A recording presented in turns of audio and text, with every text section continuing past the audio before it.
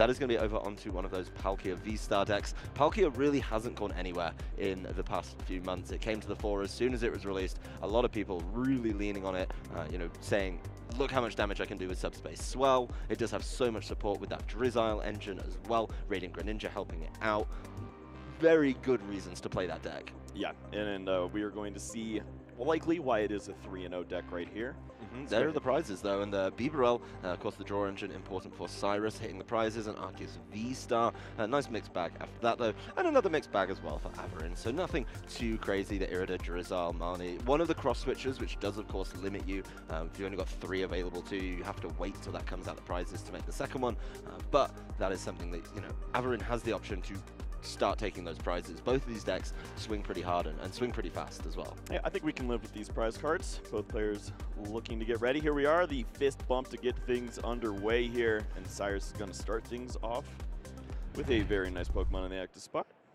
Yeah, definitely the Pokemon you want to see in the active, that Arceus V being able to get you off to a very good start, attaching the grass energy to it. The Path to the Peak pop down in play as well, and then of course passing over to Avarin. Nothing else to do, but no immediate threat of one of those knockouts. So you've got a little bit of time, and assuming that hand is full of goodies like supporters, then you'll be able to keep on going. But speaking of good starts, the double battle VIP pass for Avarin Villarreal, being able to go in and just grab 4 basic Pokemon. Yeah, if you're trying to go to the Blink-182 concert, you want those. Those are definitely going to be nice. Yeah, those are going to be able to fill the bench, and you can already see Avarin has got so many good candidates, needs to get some of those Sobbles down, wants to get the Palkias in play as well, so they can be evolved in the next turn. So just going through and counting the cards, making sure the prizes are all accounted for. I did notice a fun little card in there, the one you and I were talking about coming into this game. There is a Crabominable V in there, so I saw it lingered on a little bit actually, as Avarin was checking their prizes, so just making sure that that's available, but it's just going to be a nice pairing, 2 Sobble, 2 Palkia, or Origin Form Palkia V to be precise.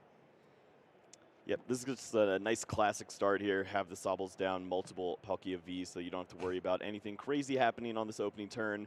The one issue we see right now is that Path to the Peak is in play, so that's going to mean this Water Energy is just an attachment instead of a concealed cards. And that's going to be a pass after the bench has been filled up, and it just goes on to one of the Palkia. You do want to get those ready to go and start swinging with Subspace Swell. But an immediate evolve into the Arceus V-Star for Cyris. Being able to access that Starbirth ability is certainly going to help out if the hand is looking a little bit clunky.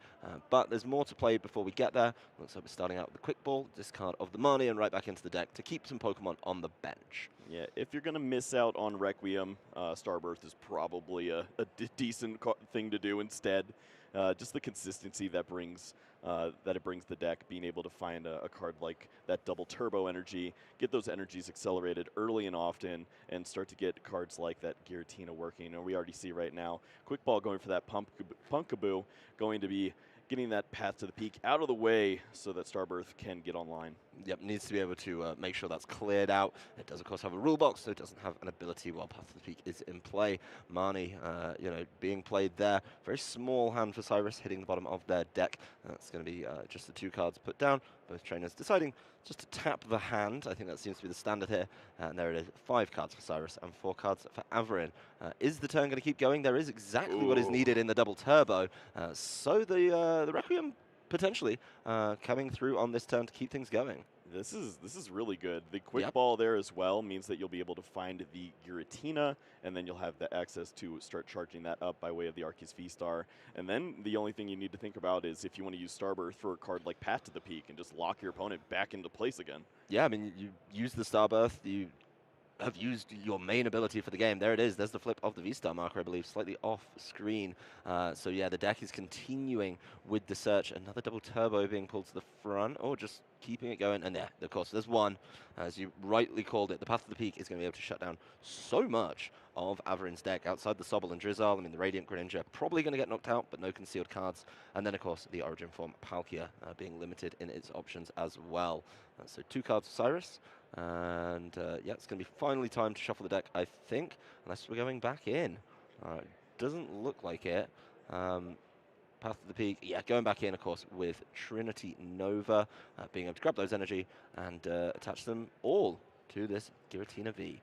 Yeah, that is definitely a threatening turn 2 to take away your opponent's main draw engine in that Radiant Greninja. Of course, you can always do some searching with some Drizziles, and we expect to see that later on. But this is a very nice disruptive opener and aggressive as well. It's taking out really important pieces as well. I mean, there is, of course, so much support with the shady dealings available from Drizziles and later off Inteleons. But, how many times do you see players just rip a concealed cards turn 1, get a couple extra cards to just really accelerate that turn? So not being able to do that turn 1 and not being able to do it now could slow Avarin down. But a Capacious Bucket means at least Avarin can go in and grab some energy out of the deck. That is going to be important. There is potentially a window later on as well where you're going to be able to want to, finally activate some abilities from the Origin form Palkia, and, you do need water in the right place. Yeah, you're going to see the weakness of this deck when it doesn't find those waters in the discard pile early on. You're not going to be able to get access to them by Star Portal anytime soon. Of course, we see the path there as well, but just being a deck that has to attach and go over and over again, that's not really conducive for victory. And there's the second energy from the Capacious Bucket. Avarin probably taking another check of the prizes there as well. Nothing wrong with that. Making sure you can get going. Also, the numbers are very limited on the bench. An Evolution Incense does come through. That's got to be a Drizzile to be able to keep the hand moving along with these shady dealings. It looks like we're bringing a card to the front. Sequence it very nicely. There we go. Drizzile, activate shady dealings, and the Irida. Very neatly done. Yeah, we saw, I believe, Rare Candy was sprinkled in there as well. So some potential to get an Inteleon online out of nowhere later on, but going to just forego that here and go for that Drizzile and the Evolution Incense. Play this a little slower. The Evolution Incense probably helping out in the next turn, or potentially just being able to, upgrade this Origin form Palkia V into something a little more juicy and a little more damaging, with access, of course, to subspace as well. Drizzile goes down onto the bench. We're just making sure. Oh, looks like we've got a small concern here. The Evolution Incense was off the Irida, so that hasn't been played yet. That has to go to the hand. Yeah, it looks a little confusing when you grab Drizzile and Evolution Incense at the same time, but because usually one's finding the other. Yeah, we've resolved it there nice and neatly, though. The shady dealings is what we're searching for now. So being able to play that one quite smartly. Another Evolution Incense. I mean, if you've got one, why not have two? But that means, everything on this board is going to be able to be evolved now, or even the next turn, if you want to be looking for something like that Inteleon as well. So just making sure everything's sequenced properly as the deck is shuffled. Have to imagine that there is going to be the opportunity to go back in, but there's the attach that water grabbed earlier with the Capacious Bucket, and there's still we don't even need to go for the V-Star. There's one just in the hand. Yeah, it's a nice place to have it, and we see now already 4 Pokemon on the bench right now. Palkia V-Star going to be hitting for 180 damage right now. Not bad at all. It's not enough to be threatening the knockout, but it is nice enough to soften it up. But Giratina V-Star coming right into play with a follow-up Giratina V for Cyris Davis. I mean, that Giratina V-Star is very, very powerful and would do an absolute number on something like this Origin form Palkia V-Star, hitting exactly the numbers that you need as well. It's a good place to have it. Wow, looky there. Judge. Took me a moment to recognize that R. Yeah, that is an old R, not the one that we have available to us here. But both trainers shuffling into their deck and drawing 4 cards, those of you who have forgotten about it from a little while ago. But it does mean that Avarin took all that time grabbing out the Evolution Incenses, one with the Irida, one, of course, with the Shady Dealings, and those are just going right back into the deck. So that could slow Avarin down even further. This is a cute tech to add into the deck. You're tired of your opponents playing these Orangaroos and these Rotom phones and messing with the top card of their deck over and over again. Just make them shuffle and draw 4. Yep, well, it's going to be the retreat, discarding that double turbo energy, so the Arceus V-Star back on the bench, nice and safe from getting easily knocked out. But there's been a whole lot of disruption here. There is going to be we're choosing the energy, I believe, for that Giratina V-Star's lost impact. So yeah, the one on the bench and the one on the Arceus V is gone, and Lost Zone's full, and that's an easy knockout onto the Origin form Palkia V-Star. Yeah, that's really clean, just being able to take those energies off of the bench Pokemon. You still have that Giratina ready to go in the active. And then when you're looking for the 2 energies to discard next turn, you could just look at a double turbo attachment and be lined up for another big knockout. Yeah, that is one thing I do like a lot about this deck. I know at the beginning I said it's a bit weird having the Giratina not able to, kind of go really, really quickly and maybe sneak in an easy knockout with Star Requiem, but, it just feels like it's certainly an option. Yeah, ignoring an attack as strong as Star Requiem is hard to do, but also the card's just broken, doing 280 damage, so Yeah. you just do it anyways. 280 damage, exactly what you need to knock out one of these Origin form Palkia as well. So it's working out very, very nicely in Cyris' favor. And Avarin not able to fire back after that brutal judge from earlier on. Doesn't look like there's much in the hand. I'm seeing a Water Energy, another piece of a Palkia puzzle, a Cross Switcher. Yeah, it's not looking great. Oh, and a Rare Candy too. So it's just not looking good. That judge being very impactful. Yeah, usually you get to complain about the cards on the bottom of your deck from a Marnie when your hand's disrupted. Say, oh, I have all my Evolution Incense went to the bottom. That's why I'm not drawing anything. No, you're just unlucky. Like, yeah, you had the odds. Yeah, they were in there. They were shuffled right back in. There's that double turbo energy attachment there that you talked about, Kyle, going down onto the Arceus V-Star. The other Giratina is getting there. It's going to be set up. I mean, there's also a world where you could play this one a little bit differently. Choice Belt going down onto the Giratina V. Why not? Yeah, what else are you doing with it? And there it is. 280 damage onto the Drizzile. Some would say excessive. Yeah, that was a lot. Is it enough for a KO? I would certainly hope so. Yeah. And at this point, you have to be thinking that Cyris is looking to close things up here. Yes. Oh, it gets worse. The boss's orders, all Avarin has available, pulling up that Giratina V-Star, who is, of course, not got any energy on it, isn't going to be able to Lost Impact, but a pass, leaving that Sobble in the active. There's a Marnie I see in hand. We got plenty of cards in hand. Oh, another Choice Belt. Just what we need in this matchup. Do you ever just pass? Say, hey, you're not drawing anything. I'll just wait too. Yeah, I mean, yeah, it's hard to make yourself do that. This could be a rough Marnie though. I mean, Avarin had absolutely nothing in the hand, so you've got to be conscious that those kind of not helpful cards are now trapped on the bottom. But only getting 4 as well could be another absolute shocking set like the 4 that were received from the judge. So there's the double turbo energy down onto Giratina, and as you called it, the pass. Why not? This is perfect. You have the energy, so you're lined up for the retreat knockout next turn. You just need that boss's orders to remove the Palkia. And the only thing that's really threatening you right now would be a V Pokemon anyways. If your opponent's going to bring up an Inteleon and hit for 120, you're very comfortable with that. Hey, he found those Evolution Incense. They're in the hand right now. There's the Evolution Incense. After, of course, that Palkia V is evolved into the Palkia V-Star. Another Sobble goes down. So the bench looking a little bit more full, looking to reach some of those numbers with Subspace Swell, potentially. But, of course, the Evolution Incense does have to be sequenced properly. Let's just make sure we see it all. We're playing Evolution Incense. Let's make sure that we get the Pokemon that we require. We know what one it is. Thank you very much. It's going to be the Inteleon, so we can then go for the Shady Dealings. Roxanne is an evolution, right? She's not. Yeah. She's not basic. That's a debate I'm not getting into, and that's opinions at that point. But there is the Inteleon. There, of course, is one of those cards that we saw him trying to pull the Evolution Incense, but got it right this time. Very easy to do. People rush and they make mistakes, so I'm glad we're seeing more deliberate play this time. Yep, take your time here, make sure you do everything right. Of course, it is a very dangerous spot to be in. Your opponent has just 2 prize cards remaining.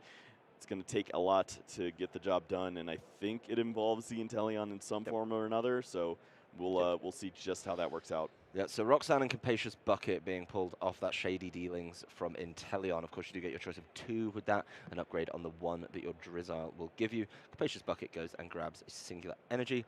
And let's see how quickly that Roxanne gets played. There's not much else to be doing with it. It is going to be the attachment onto the Inteleon, so looking for one of those Aqua Bullet plays to at least get some prizes going. Scoop Up Net grabs the Sobble out the active. That's going to be the Inteleon left, just sitting up there, ready to go.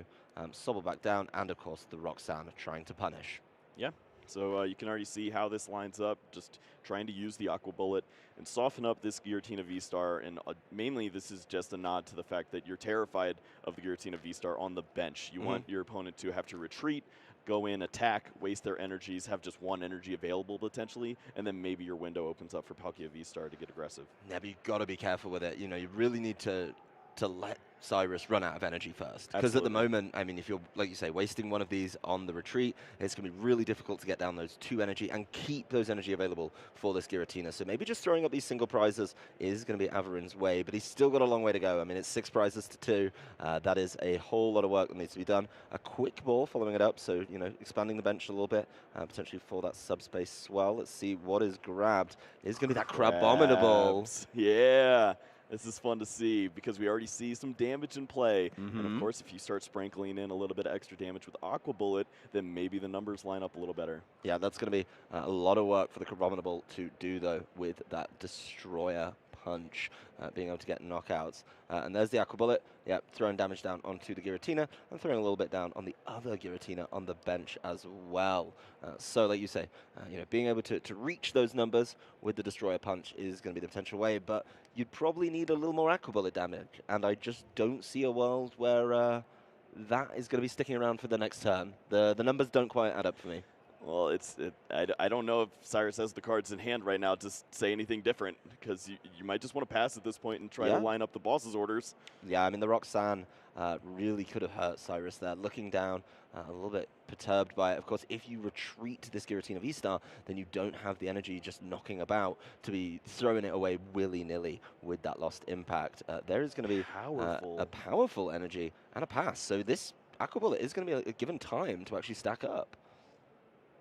Yep, this is understandable, of course, because if your opponent ends up taking a knockout, then you just walk in with a boss's orders and you can win the game. And you're buying yourself some additional turns right now to find something off the top of the deck. But this is such a weird spot to be in. Yeah, I mean, it looked like Cyris was running away with the game, but sort of, I don't say running out of steam, but getting stuck in a sticky situation with this Giratina left in the active. The Irida, though, coming through for Avarin, being able to go in and could start looking around for some extra pieces. It's going to be 1 item, 1 water Pokemon. There's the item being selected. That's the rare candy. Oh, not yet. Spoke too soon, Kyle. I think it's coming. What do I know? Anyway, there is, of course, the Inteleon and the rare candy. Yeah, makes a lot of sense to pair those off together when all you've got is Sobble on the bench. So rare candy into the Inteleon and an immediate shady dealings for 2 cards. Looks like a pair of cross switches hitting that bench. For what it's worth, when I first played Pokemon, I always used the rare candy as the replacement of the middle stage. I just left it there. But it's not correct. Is that good etiquette? I don't think that's good etiquette. It makes sense though. Like you feed them a candy and then you go in. I understand that, but it's not a Pokemon. Yeah. Also, you need it in the discard as soon as it's played in case you're pulling it out. All right. Well, if you want to follow the rules, yeah, it's correct. So. Haven't you been playing for a long time? No, that's you know why better? I'm at the bench, my guy. Wait, is that what we're doing here? Anyway, it is going to be a cross-switcher play into that Arceus V-Star. So the other Inteleon coming into the active. This does not have energy on it, though. So no way to be going crazy with the Aqua Bullet. It's going to be a discard and retreat. There is now a good chunk of water in the discard as well. So a Star Portal, if this Path to the Peak can be dealt with, that's the big concern, though. Yeah, well, right now, this is the big turn right now. Cyris has to find that boss's orders to get the job done. Don't see it, though. It's going to be that professor's research off the top. It's not going to be coming this turn. You don't get another supporter. There's a Crobat. There's a lot of cards in there, but I'm not seeing a boss's orders there, Kyle. Yeah, this is pretty scary. You have to think about limiting your bench sizes right here, too, because you don't want to walk into Palkia V-Star. You have to start thinking about how much damage this Crabominable could be potentially doing if the Path to the Peak gets countered soon. I'm not sure, though. The big concern for me is, does Avarin have a way to get rid of this Path to the Peak? Looking at the lists and some of those ideas that we've seen, I just don't see one particularly available. And that means that, you're never going to be able to use the Palkia V-Star. Yeah, is it just the training court? I mean, yeah, you just have to bump it. I think that's the only way. And if you can't find that training court for some reason, then you're just stuck. I mean, the big play here, of course, that we're looking for at the end, I think, for Avarin is, being able to activate that, get a bunch of energy onto the Crabominable, and just go crazy with it. Of course, you do have to kind of clean up the game at that point, which is a lot to do. Oh, there's the training court in hand, actually. Oh. Yeah, that's going to be absolutely huge. Does have a Path to the Peak as well. So Crabominable taking the active slot. This could be that big kind of explosive turn. And get rid of this Giratina because, like I say, the energy is just looking lacking, for Cyris outside of that. Yeah, the big point to note for Cyris last turn was that double turbo attachment to the Arceus V means that Potentially, there is a final attacker ready to go if this Giratina V-Star were to fall. Just looking for that energy, and then a Boss's Orders knockout on a Sobble would be enough to close the game out. So certainly some play if this Giratina were to fall, but you certainly don't love seeing that get knocked out. No, and there's the Raihan coming through for Avarin, being able to go and get an energy card out of the discard. That's going to be one that the Abominable V needs. It's got 3 energy required. It's going to be all water in this deck, but there is, of course, 2 water and a colorless on that. Avarin checking the prizes, trying to see how many outs there potentially are if this Abominable is just left in the active at the end of the turn. So the Raihan been played. That means the deck is searchable now, able to go grab any card out the deck, because of course that Inteleon went down in the last turn. There's a cross switcher, and that's going to be certainly something that you have to be considering for a late game play, knowing of course at this point the other cross switcher, the 4th one, is in the prizes. Yeah, just understanding that you're going to draw 2 prizes, that's 50% chance to grab the other one and look to close things out here. And that's a very thin deck as well for Avarin, using all the resources to get there. So Training Court's now in play. There is, of course, access to Palkia V-Star, being able to finally flip that V-Star marker. There it is. And there's 1, 2, and is there another one in there? Yes, there is. There's plenty in the back. 3 energy. It's almost all the energies. Yeah, being thrown down there. So 2 into the Abominable, 1 onto the V-Star. Nice and easily done. And, of course, this Abominable is ready to attack. That is going to be the way back into the game. And those earlier, snipes down onto that Giratina V-Star put it well in range for that Destroyer Punch. Yeah, often you're looking for this deck to do quick shooting or something to help get the damage down there. It's just Aqua Bullet getting the job done here. Destroyer Punch going to remove this Giratina all the way to the discard pile. Looking for the last prizes of the game here now is Cyris. Cyris has to find a knockout this turn. There is an Ultra Ball, discarding one of those Galarian Zigzagoons and the B-Doof. There's the Arceus V-Star being pulled into play There's as a Crobat well. in the hand as well. Oh, there's a Crobat. This is a lot of digging. But, you've got to get a Boss's Orders or just a way to make sure you can knock out this Abominable. A Bibarel too, to keep things going with the Industrious Incisors. So all Cyris needs is just either a way to knock out Abominable or a way to grab one of these Sobbles off the bench. There's the Crobat. All right. So let's see it. 1, 2, 3, 4, 5, 6. It was an empty hand. I'm seeing a Marnie. We see the energy and a quick ball, so can thin down a little more. There's going to We do see the Boss's Orders in the deck. It is in there, so we know that there's obviously it's got to be hit. I think with Industrious Incisors now. Yep. That's going to be the out, but that deck's looking mighty thin. Is there anything else that Cyris can get rid of their hand? Think of course, a bench, 1 on the bench. There's the attach. You do need, of course, need the 3rd energy, so it's going to be, what is that? A draw for 3. 3 to hit. Oh boy. Here we go. So Industrious Incisors for 1. Oh, 2 and 3. Oh, that is not the supporter. Rope. Oh, the rope. It's dangerous. Doesn't get the job done. I mean, unless Avarin just walks into it. But no, we'll see. Looks like Cyris knows it's not coming this turn. That single prize eluding them in this game. But of course, the Arceus V-Star, there is options. The Arceus V-Star would be able to put down some big damage. Trinity Nova, that would be, really good damage, but there's no way to adjust it to get over the line for the Abominable V.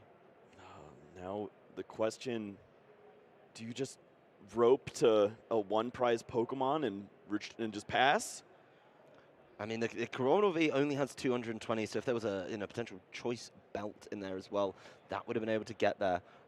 But, think about the early game. Cyris was so liberal with those choice belts. They're just not available now. So that 200 is going to be the max. It is going to have to be the Marnie, which is big. Of course, Cyris doesn't know it, but Avarin did have that combination of the double cross switcher available. So being able to deal with that, definitely helpful. I think this Marnie is sort of the only way to go. Those cross switchers are now just stuck on the bottom of the deck. Yeah, and that's the difference between that Marnie and the Judge, getting them played at the right time, getting those big cards onto the bottom of the deck. Yeah, no easy way. I'm not seeing a boss there, so that cross-switcher endgame is taken away, and the Path to the Peak comes back into play, and Evolution Incense. Oh my god, that deck is so mighty thin.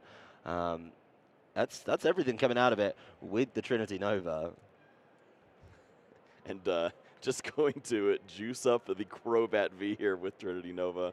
Why not? Just give yourself an option to retreat potentially with it. Well, there's the Manaphy down. There's the Galarian Zigzagoon. That is going to put down a little extra damage to try and help out. Oh. This is 10 short. It's going to be really, really close. Let's do the count No, real quick. this is There's 10 on the bench. 260, 290. No, this is plenty, right? 260, 290 plus the 10. Yeah, you're already there. Yeah, no. So you just need to make sure this Crabominable gets out the active. Palkia goes up. Yeah, and Cyris knows. Crabominable has a 4 retreat cost. That's a lot. Yeah, that's a crazy amount.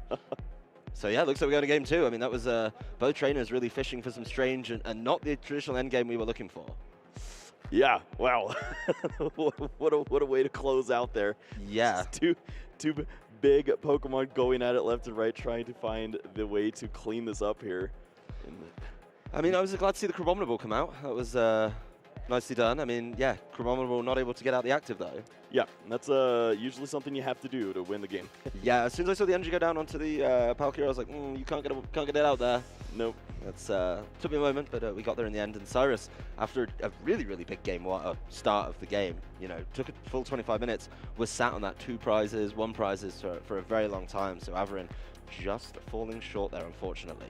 Yeah, and 25 minutes to play out that game too. That has to be weighing heavy on Avarin's mind right now, because that was certainly a winnable game, even though the early game didn't exactly go their way. And now there's an opportunity to close things out here, at least get a game 2 win. But just thinking ahead, this might just be a 1 match point opportunity. I don't think the 3 points are available for Avarin if that's the pace of play, and that's sort of the way the deck goes. Is it does take a couple turns to get going. You do spend a lot of time in the deck with Shady Dealings. Particularly when you're Shady Dealings, Irida, you're grabbing a lot of cards, and that does take time. It really will add up the clock. So maybe those have to be a little bit more decisive, a little bit more deliberate, if we want to even consider the game 3 here. Yeah, can you go into Turbo Tord mode on stream to get the job done? Well, Avarin's not going to be doing it yet because that's a mulligan. That's the opposite. That's probably the slowest piece, but there are the prizes for Cyris. They've got a good mix of everything in there. Nothing Pokemon-wise, so that's definitely helpful for setting up nice and early. But Cyris, already has that 1 game advantage. They're feeling pretty good, I'd imagine, about their position in this game. Yeah, the deck looks very strong. It has a pretty solid matchup when you're able to just run over Palkia V-Stars left and right. So if we see that once more, then you have to be thinking about this could potentially be a 4-0 start here for Cyris after a great showing in Peoria as well. Yeah, following it up exactly where you want to be. Looks like another mulligan. This is really bad for Avarin, who needs to be playing the game. If you want to rescue that match point, you need to be playing as much Pokemon as possible and getting those knockouts. Yeah, you need energy, battle VIP. You need to go. We're not seeing anything right here. Well, we talked about great starts in the last game. Don't forget, Avarin hit a double battle VIP pass, and that still wasn't enough. That meant Cyris, even just starting the game with, of course, that Arceus V, just leaving that in the active, didn't look for anything crazy, just managed to get things going.